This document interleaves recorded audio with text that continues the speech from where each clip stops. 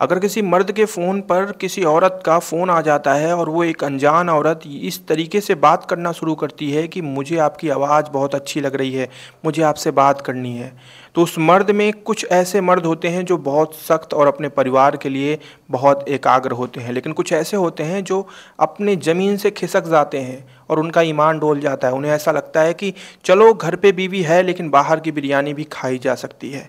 और इस चक्कर में बिरयानी के चक्कर में बिरयानी का एक कांटा उनके गले में इस तरीके से चुभ जाता है कि फिर ज़िंदगी भर उस कांटा को वो निकाल नहीं पाते। और उनको कांटा चुभाने में आजकल एक गैंग बहुत तेज़ी से फैला है, जिससे अब तो वो खैर जेल के सलाखों के पीछे है, लेकिन इसके पीछे की कहानी बड़ी इंटरेस्टिंग है। आप लोग थोड़ा सा वक्त निकाल कर सुनिए। दरअसल ये कहानी मेरठ की है और मेरठ में एक गैंग अभी फ़िलहाल में ही पकड़ा गया है पुलिस द्वारा, और जो सलाखों के पीछे है। लेकिन इस गैंग में टोटल 7 लोग थे और इनके जो शातिरपना था, इनका जो शिकार करने का तरीका था, वो इतना खतरनाक था कि इनके शिकार में लोग किस तरीके से फंसते थे। चलिए आज की इस कहानी में हम आपको विस्तार से बताते हैं। नमस्कार, सत श्री अकाल, आदाब। मैं हूं आपका दोस्त एंड होस्ट राहुल और आप देख रहे हैं 9 PM विद JRD। मेरठ में एक बिजनेसमैन होते हैं जिनका नाम अर्चित होता है। मैंने नाम परिवर्तित किया है। अर्चित जी स्वभाव से बड़े ही अच्छे थे, थोड़े मोटे शरीर के थे और इसके साथ ही साथ बिजनेसमैन होने की वजह से चेयर पे हमेशा बैठकर इतने खाली रहते थे कि रील्स वगैरह स्क्रॉल करते रहते थे। फ़ोन में उल्टी पुल्टी चीज़ें भी देखा करते थे। उसी दौरान एक दिन ऐसा होता है कि भैया अर्चित जी के फ़ोन पर फ़ोन आता है एक महिला का। अब वो फ़ोन जब उठाते हैं तो उधर से बड़ी ही मीठी और सुरीली आवाज़ आती है कि आप अर्चित बोल रहे हैं? तो ये कहते हैं हाँ। आप कौन बोल रही हैं? उधर से आवाज़ आती है कि हमें जानकर आप क्या करेंगे, हम तो आपको बहुत दिनों से देख रहे थे लेकिन आपका नंबर नहीं मिल रहा था, बड़ी मुश्किल से आपका नंबर निकाला है, लेकिन प्लीज़ गुस्सा और नाराज़ मत होइएगा, आप थोड़े अच्छे लगते हैं इसलिए हमने आपका नंबर निकाल के आपको फ़ोन कर दिया। अब अर्चित सोचते हैं कि मेरा नाम भी इसको पता है, यानी कि कहीं ना कहीं ये मेरे को जानती है। तो अर्चित कहते हैं कि ठीक है, पहले ये बता दो कि तुम्हें मेरा नंबर किसने दिया। तो वो बताती है कि मुझे आपका नंबर सालू ने दिया। अब अर्चित को सालू के बारे में भी नहीं पता था कि आखिर ये सालू कौन है, लेकिन अर्चित मन ही मन ये चीज़ सोचकर खुश हो रहे थे कि चलो किसी औरत ने उनको फ़ोन किया, और फ़ोन किया तो बात करने में क्या ही जाता है। तो अर्चित जी उससे फ़ोन पे बात करने लगते हैं। अब वहाँ पे जो औरत होती है वो अपना नाम बताती है रूहाना। अब रूहाना उनसे बात करना शुरू कर देती है और रूहाना की बातों में इतनी अदाकारी होती है कि फिर अर्चित जी उसकी बातों में फिसलने लगते हैं और घंटों घंटों का अपना समय रूहाना को देना शुरू कर देते हैं। रूहाना अब अर्चित जी से लगातार बातें करती है। अर्चित जी के घर पे अर्चित की पत्नी और उनकी बच्चे भी मौजूद थे, लेकिन अर्चित जी का अब मन सीधे रूहाना के ऊपर जा रहा था। अर्चित जी का दिल जो है वो सीधे अब रूहाना के ऊपर जा रहा था। अब अर्चित जी ने एक योजना बनाई, बोले कि यार रूहाना फ़ोन पे हम कितना बात करेंगे, मुझे तुम्हें देखने का मन कर रहा है। रूहाना कहती है ठीक है, इतनी छोटी सी इच्छा है तो हम दिखा देते हैं। रूहाना अपने अंग तरंग पल की एक ऐसी फ़ोटो भेजती है जो इतना कामुक पैदा कर देती है कि जिसे देखने के बाद अर्चित जी खुद को रोक नहीं पाते और वो तुरंत सपने देखने लगते हैं कि भैया अब तो हमें रूहाना की बाहों में जाना है। और वो रूहाना से कहते हैं कि देखो यार, अब सब्र नहीं होता, बेइंतहा मोहब्बत तुमसे कर चुके हैं, अब तुमसे किसी तरह मुलाकात करनी है। रूहाना कहती है कि ठीक है, अगर आपको मुलाकात करनी है तो चलिए फिर डेट और समय और जगह आप ही निर्धारित करिए, मैं वहाँ पहुँच जाऊँगी। अर्चित जी डेट समय सब कुछ निर्धारित करके एक अच्छे बिजनेसमैन होने की वजह से वो वहाँ के एक बहुत अच्छे होटल को बुक करते हैं और कहते हैं कि क्या तुम होटल में मुझसे मिल सकती हो। रूहाना कहती है कि मैं आपका इरादा समझती हूँ, आप होटल में क्यों मुझसे मिलना चाहते हैं, आपने मेरी सिर्फ फ़ोटो देखी है लेकिन अब चाहते हैं कि आप सामने से मुझे उस तरीके से देखें। अर्चित हंसने लगते हैं, कहते हैं कि सही समझी तुम, ये मेरे प्यार की भूख है जो तुम्हें मिटानी पड़ेगी। रूहाना कहती है कि ठीक है। अब इनकी तारीख और वो सब कुछ निर्धारित हो जाता है। फिर वो सीधे होटल पहुँचते हैं अपने निर्धारित समय और तारीख पे। अर्चित जी के मन में बड़ा उल्लास रहता है कि चलो भैया आज बाहर की बिरयानी खाने को मिलेगी। अर्चित जी अपना ईमान खो चुके थे क्योंकि उनके घर पे उनकी पत्नी उनके बच्चे थे, लेकिन वो इन सारी चीज़ों को भूल चुके थे। अब वो रूहाना के पीछे इतने पागल हो चुके थे कि उन्हें दुनिया की कोई चीज़ दिखाई नहीं दे रही थी और वो रूहाना के पीछे पीछे होटल पहुंच जाते हैं। होटल के कमरे में दोनों की मुलाकात होती है। और मुलाकात के बाद क्या होता है ये आपको भी पता है। अर्चित जी रूहाना को देख के तुरंत फिदा हो जाते हैं, कहते हैं कि तुम्हारी आवाज़ जितनी खूबसूरत है तुम सामने से उससे कहीं ज़्यादा खूबसूरत लगती हो। अब देखो मुझे बेचैनी है मेरी, और इस तड़प को और मत तड़पाओ और मेरी बाहों में आ जाओ।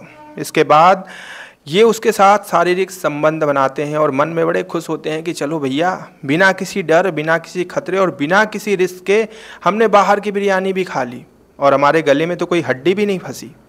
लेकिन अर्चित जी अभी इस चीज़ से अनजान थे कि उनके साथ दुनिया का सबसे खतरनाक कांड होने वाला है। क्योंकि रूहाना जब तैयार हो जाती है, कहती है कि चलिए अब होटल छोड़ने का वक्त आ चुका है, तो फिर अर्चित जी भी खुशी खुशी कपड़े पहन के होटल से जैसे ही बाहर निकल रहे होते हैं तो रूहाना तुरंत अंदर आकर उनका हाथ खींचकर कहती है कि बाहर मत जाइए, बाहर मत जाइए। वो बोलते हैं क्या हो गया?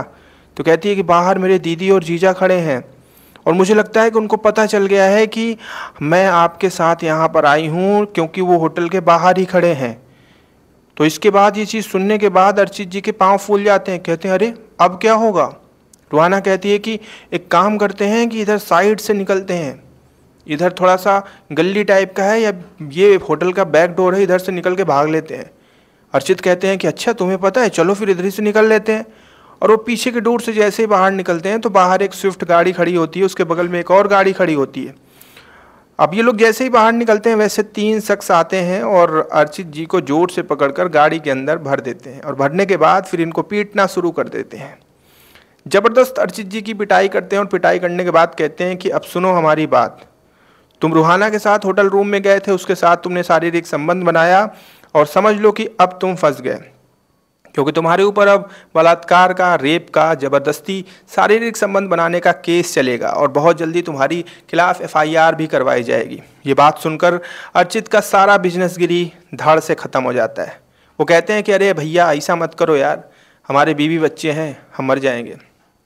वो बोलते हैं कि ठीक है कोई नहीं मरेगा, पैसे का इंतज़ाम करो। 15 लाख रुपए की डिमांड रखते हैं। ये चीज़ सुनकर अर्चित की भी हालत ख़राब हो जाती है, लेकिन अर्चित ठहरे एक अच्छे बिजनेसमैन। उन्हें लगता है कि यार इज्जत ज़्यादा बड़ी चीज़ है, इसलिए पैसे दे देते हैं। अर्चित कहते हैं कि चलिए ठीक है, मैं पैसे का जुगाड़ कर दूंगा, आप लोगों को पैसे पहुंचा दूंगा मैं। इसके बाद वो शख्स उनको दिखाते हैं फ़ोन में वीडियो, कहते हैं ये देखो वीडियो है तुम्हारी, अगर तुमने पैसे नहीं भेजे तो समझ लेना ये वीडियो तुम्हारी वाइफ के पास, तुम्हारे बच्चों के पास चली जाएगी। अर्चित जी वहाँ से बड़ा दुम दबा के भागते हैं और इसके बाद सीधे अपने ऑफिस पहुँचते हैं और 15 लाख रुपए का इंतजाम करके उनको जाकर सीधे मुंह पर देकर चले आते हैं। भैया इज्जत रहेगी तो बहुत काम होगा।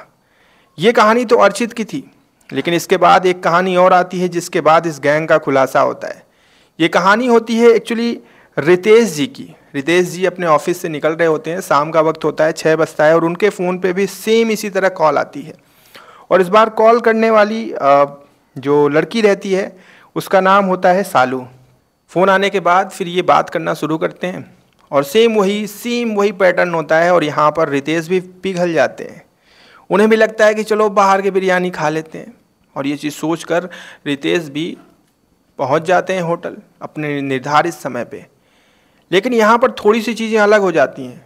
रितेश शारीरिक संबंध भी बना लेते हैं और उन्हें बहुत खूबसूरत, वो जो सामने जो लड़की रहती है वो बहुत खूबसूरत रहती है, वो बड़े फ़िदा होते हैं, कहते हैं चलो अब तो हम लोग यहाँ पर आते जाते रहेंगे। फिर बाहर निकलते हैं, फिर लड़की वही नाटक करती है, कहती है बाहर दीदी जीजा खड़े हैं, फिर इनको पीछे वाले रास्ते से बाहर निकालती है और वहाँ पर जो है इस बार 3 नहीं बल्कि 5 शख्स मौजूद होते हैं जो रितेश को पकड़कर गाड़ी में भरते हैं और इसके बाद उसको बल भर उनको कूटते हैं और कूटने के बाद कहते हैं भैया 10 लाख का इंतज़ाम करो।